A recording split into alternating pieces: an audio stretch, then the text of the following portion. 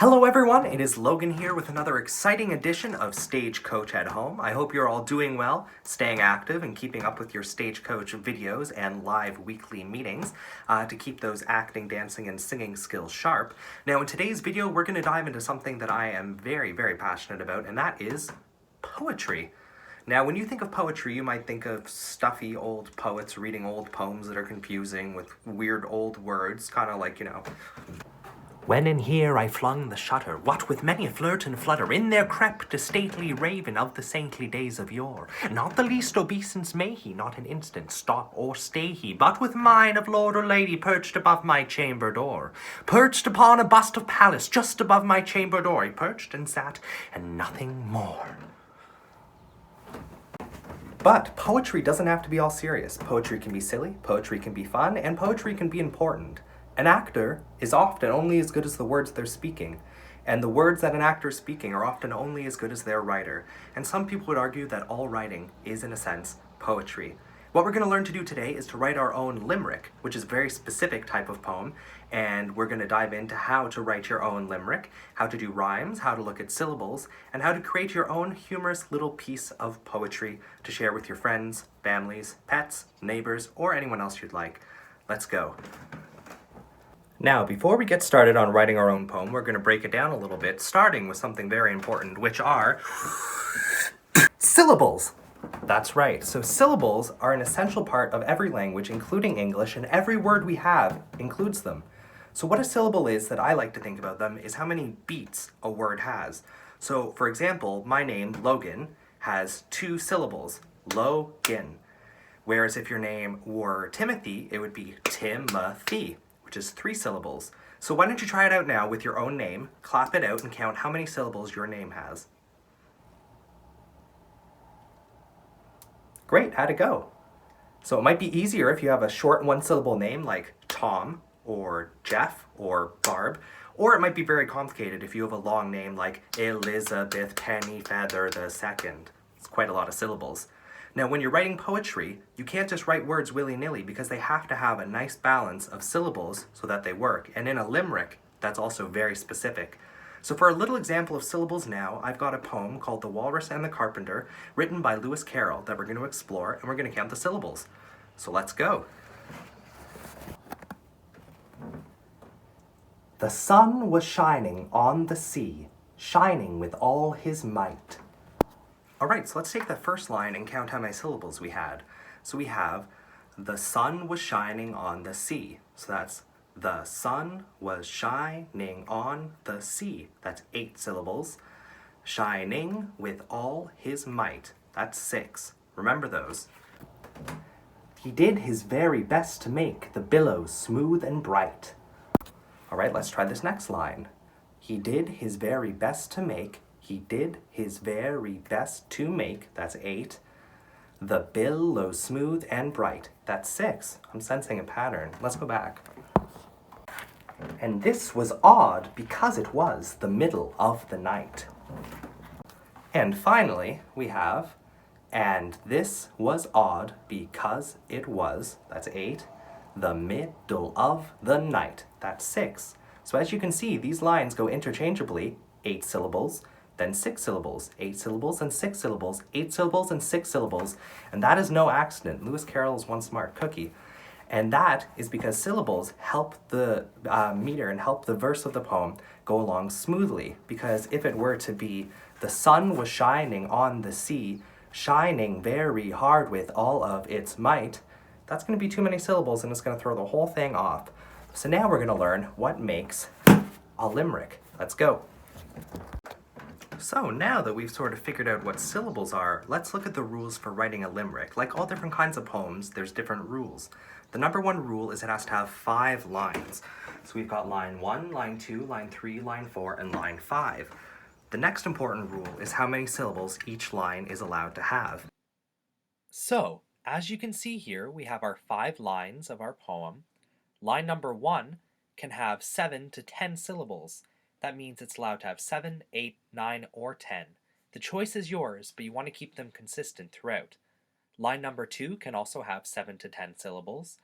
Line number 3 can have 5 to 7 syllables.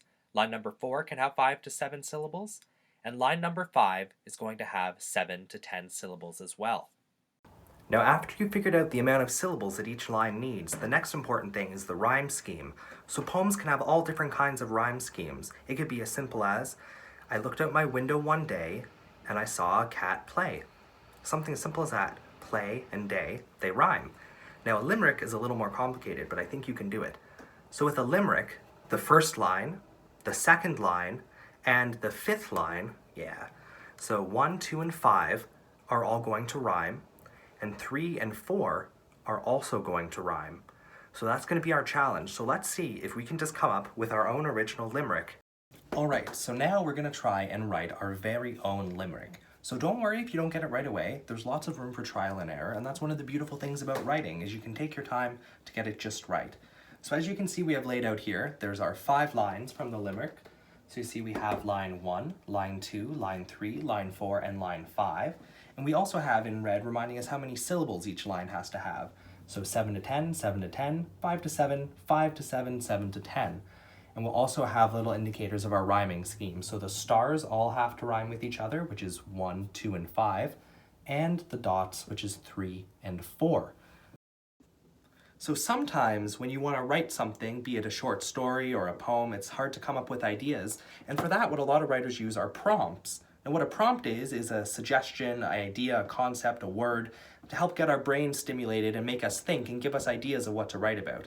So if you're stuck, you can go and ask your parents or your brother or sister, or you can call your friend on the phone and ask for a prompt or an idea. So I don't know what to write this limerick about right now, so I'm going to ask Linda for a prompt word. Linda? Yes? Can you give me a prompt word? Water park. Water park. All right, thanks, Linda. We're going to write a limerick now about a water park. Let's see how it goes.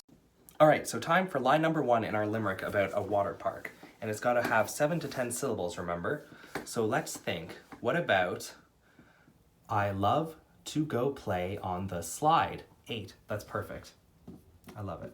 I love to go play on the slide.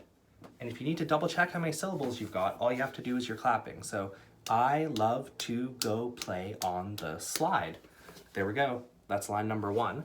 Line number 2's got to rhyme and have the same amount of syllables. So let's see. I love to go play on the slide. It is always an amazing ride. It's always an amazing ride. That's perfect. It's always an amazing ride. That's great. So we've got, I love to go play on the slide. It's always an amazing ride. Perfect. And if you need to find syllables or lose syllables, you can use things like contractions. So you see here we have the word it's. If I had it is, that'd be too many syllables. So feel free to contract and uncontract to make your poem work for you. Okay, now it's time for line number 3. So I have, I love to go play on the slide. It's always an amazing ride. I love to get wet. Perfect. I love to get wet, because we're at the water park. I love to get wet. I love to get wet, not caught in a net, because that would happen to a fish at a water park. I love to get wet, not caught in a net. It's also worth noting, limericks are one of the silliest forms of poetry, so the sillier your poem is, the better. So we have now, I love to go play on the slide. It's always an amazing ride. I love to get wet, not caught in a net. And now our final line, 7 to 10 syllables, line number 5. It's got to rhyme with our first 2 lines, so let's put our thinking caps on. What's a good rhyme for slide and ride? Do you have any ideas at home? What do you think? Yeah, those are good ones. Slide, ride, denied. Okay, dark, I like it. I love to go play on the slide. It's always an amazing ride. I love to get wet, not caught in a net. But last time it was scary, so I cried. Last time it was scary, so I cried. Last time it was scary, so I cried. Last time it was scary, so I cried. So now we've got our whole limerick about water parks, completely random prompt, made the whole thing up. So let's see how it all sounds together. Now, remember, I'm doing this quickly so I can get it out for the video, but you can take as much time as you want to write a poem about whatever you like. So let's give it a run. You ready? And count our syllables as we go. I love to go play on the slide. It's always an amazing ride. I love to get wet, not caught in a net. Last time it was scary, I cried. So great, we've got our limerick right there about water parks, and it can be about anything you want. The sillier, the better. So there we go. How was that? You learned a little bit about poetry. You learned how to write your own limerick. You learned about a couple other poems you maybe never heard of before. Now, writing poetry, just like writing anything, takes time. It's not something you can always just sit down and do and create a masterpiece. That's sort of what's fun about it, is you can take time to write, to scratch things out and write new stuff in, and to really make it perfect, to find the perfect rhyme, the perfect language, the perfect words. And a lot of the best actors in the world are also great at writing stuff, because the more you understand words and language, the better you are at speaking it, especially if you're out on stage. So remember, if you're writing your own limericks, there's 5 lines. Well, remember, there's 5 lines. The first line has between 7 and 10 syllables. Great. The second line also has between 7 and 10 syllables. Then line 3 and 4 both have between 5 and 7 syllables. And the last line, line number 5, the best one, has between 7 and 10 syllables to match the first 2. And we'll remember our rhyme scheme. Lines 1, 2, and 5 rhyme. Lines 3 and 4 need to rhyme. It might seem a little tricky, and if you need a reminder, just go back in this video and press pause when we're going through it so you can remember. And I want to hear what all of you write. So make sure once you've written your poems, you can either get your parent to type it up, or you can type it up, or you can send us a picture of a handwritten poem and send it to us as Stagecoach, because I'd love to hear all of the amazing limericks you've written and all of your silly, wonderful words and stories that you're telling at home. So thank you very much for joining me for another edition of Stagecoach at Home. Stay well, do well, find some pen and paper, and write a beautiful poem. We'll see you next week.